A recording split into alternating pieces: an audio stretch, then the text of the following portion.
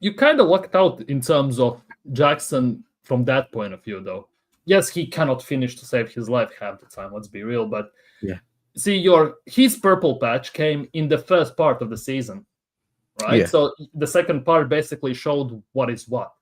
For us, unfortunately, last season with Havertz, he hit his purple patch in the second part of the season.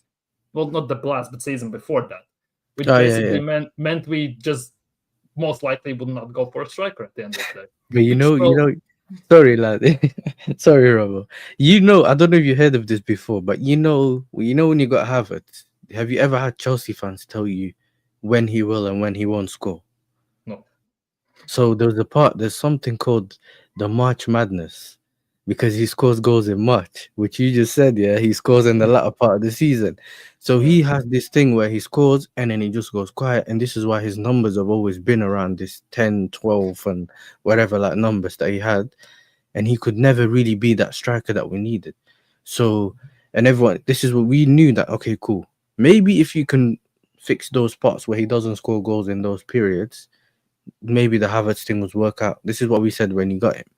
But we've watched him for long enough sometimes to say, and this is where, and you've seen it as well recently with others like a Madueke, whatever, when you've seen him, yeah, we will warn you about what he's good at and what he's not good at.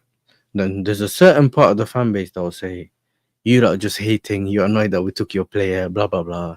And then we're like, okay, cool, you'll find out. City fans did the same with Zinchenko and Jesus. They said Zinchenko was crying when we lost a game or whatever it was. And Jesus, he's never been good enough to be Aguero's backup, even though he was supposed to be that. Yeah. Remember, he came in when he was, I think he was 16. He was scoring goals every time he came off the bench or whatever. But every time he played a lot of games, they didn't get the goals. So they sold him. But they're like, no, no, no, we bring in experience. And then he realized later on, that Zinchenko's crying on the bench when he lost, was it when he lost against Liverpool or something? He was Those on the things pitch, seem he to got come back. nutmegged. It was then. Yeah, and then he came off, and then he whatever. And Yeah. then you realize that a lot of the things we tell you sometimes we don't need to lie by it. Because if you took one of our good players, we'd be upset. Well, you I wouldn't sell wouldn't him laugh. for good players, though. Yeah, so if you took one of like if you took even Jackson, I don't want to sell him to United. Yeah. I'd rather sell him to a Villa or I don't know, go somewhere else. Because I know that because the thing with Jackson is he started playing football professionally in like 2019. And he got into the Villarreal team. Emery put him on and he Yeah. started playing. So his development is a bit slow, like later. It's delayed compared to players that come on and they already playing high level of football from early on. So he's one of those players. If his finishing ends up working out, even Cunha when he came in. I remember Cunha when he first came at Wolves, he was just missing here, missing here, missing here. And then all of a sudden he came from there. When we had Poch, he scored a hat trick. I was like, yeah, we had to give him the hat trick. And then after that, he's been playing really well. So sometimes some players need that period where they score and then it just becomes they've just unlocked something, right? It might be later than usual, but the thing with Jackson, he has the fundamentals except for when he has to shoot. That's when he doesn't know how to like put his body the right way and all that.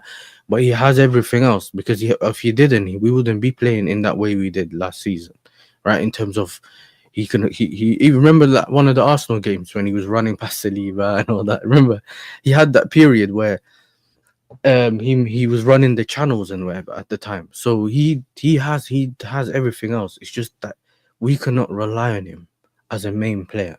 Now I don't mind keeping him as a backup or whatever, yeah. Whenever we need him, whatever, like it's calm with me. But I feel like if you're gonna get 60 million, and business is business, Yeah. Well, business, I bro. don't know. I wouldn't know about that, to be honest, as Yeah, Arsenal yeah, fan. yeah. But this is the thing though. There's a lot of players that sometimes you move on. There's another thing with like a Madueke. I feel like he's come in, he's played, he's gotten chances to be fair, but he hasn't because this is the thing with him. You'll find out this as well. When he's gonna drop training videos and you'll see him like do the thing where they do 1-2s and he cuts left and he shoots, yeah. They all go in training, but they never go in the game. Yeah. So sometimes you think maybe he's improved and then he comes back, but it's just for me, his game is more final third.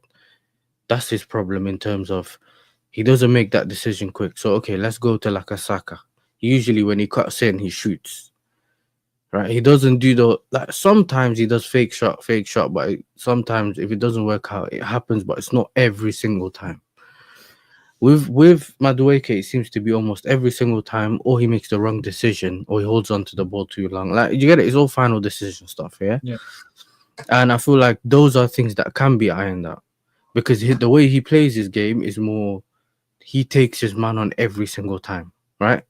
And usually with that comes you can't always, yeah. You can't. This is the thing.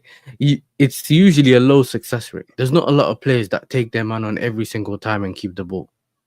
But at least he's being, in terms of footballing wise, he's being positive. Like he's trying to get the ball down there. He's trying to go that way. Does that make sense? Whereas there's a lot of players who get the ball and they pass back. I hate that.